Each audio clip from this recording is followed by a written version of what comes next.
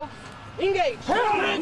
dit souvent aussi que c'est un sport de bûcheron, alors à cause justement que ça a l'air désorganisé, mais c'est tout à fait le contraire. Si les gens entretiennent ce genre de mythe, c'est que le rugby est encore un sport peu connu au Québec. On joue contre des équipes qui viennent, souvent c'est des anglophones venant de l'extérieur du Québec, que eux, leur sport c'est le rugby.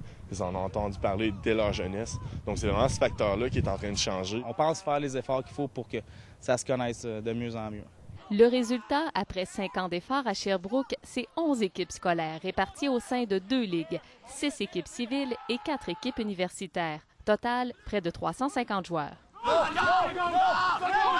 Autre impact positif, l'équipe de rugby du Vert-et-Or de l'Université de Sherbrooke, qui existe depuis 20 ans, a davantage de joueurs compétents qui cognent à sa porte. Auparavant, on avait des joueurs souvent qui étaient peu expérimentés. Là, on arrive à recruter des gars qui sont déjà expérimentés. Les adeptes sont peut-être plus nombreux, mais les spectateurs, eux, se font rares, comme ce dimanche lors du match opposant Bishop à Sherbrooke. Alors qu'au football, les gradins sont pleins à craquer cette année.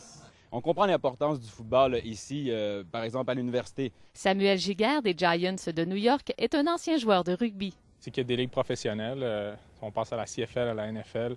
Il n'y a pas de ligue professionnelle en Amérique du Nord, du moins de rugby. Donc c'est pour ça que c'est moins populaire, je pense. N'empêche que la discipline a fait craquer Sébastien Grondin.